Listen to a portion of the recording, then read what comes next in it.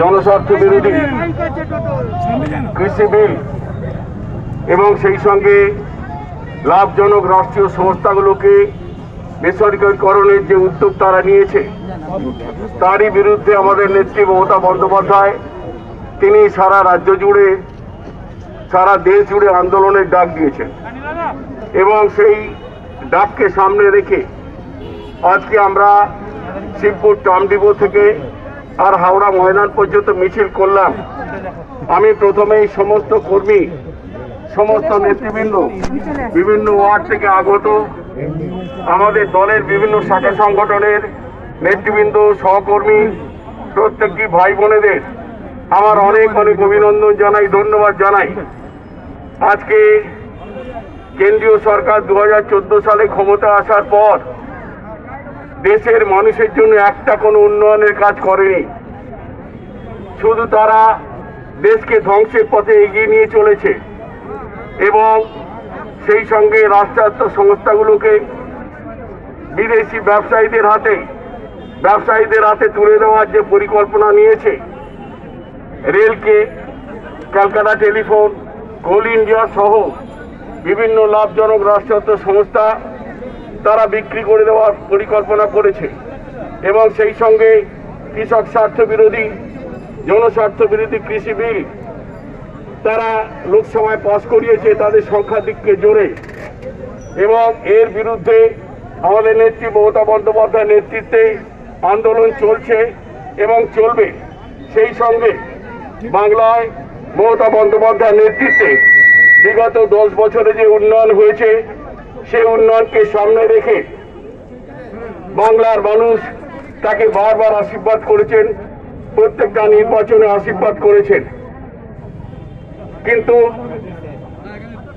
দাঙ্গাবাজ BJP বাংলায় এসে বাংলাকে অশান্ত করতে চাইছে, বাংলা ভ্রাতৃত্ববোধকে ভেঙে দিতে চাইছে, বাংলার মানুষকে বিভ্রান্ত করতে চাইছে।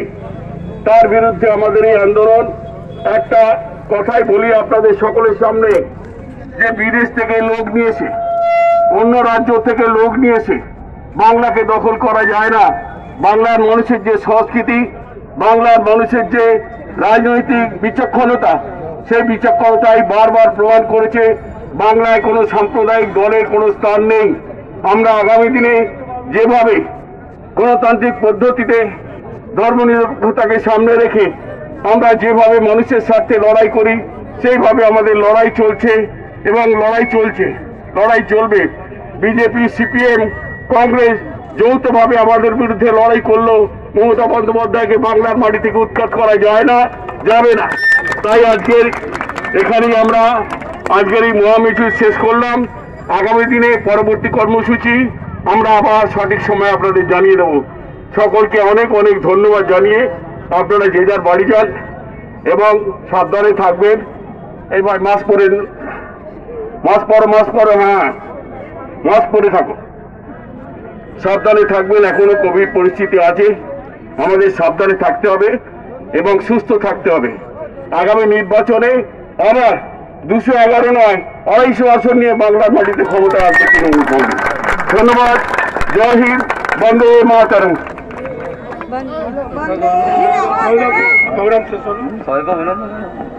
আজকে শিবপুর ট্রাম ডিপো থেকে হাওড়া ময়দান অবধি মধ্য হাওড়া তৃণমূল কংগ্রেসে আমাদের সকলের অভিভাবক সমবায় মন্ত্রী পশ্চিমবঙ্গ সরকার শ্রী অরূপ রায় মহাশয়ের নেতৃত্বে যে মিছিল আজকে শুরু হয়েছিল, আজকে ময়দানে এসে শেষ হলো এবং আমি মধ্য হাওড়া তৃণমূল কংগ্রেসের পক্ষ থেকে আজকের এই মহামিছিলে সকলকে অংশগ্রহণ করার জন্য দলের তরফ থেকে আমাদের কর্ণধার শ্রী অরূপ রায়ের পক্ষ থেকে সকলকে আমার আন্তরিক অভিনন্দন ও শুভেচ্ছা জানাচ্ছি।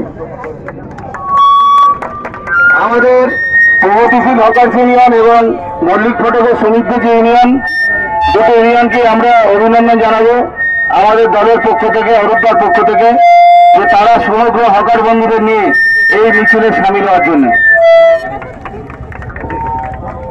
বন্দে মাতরম।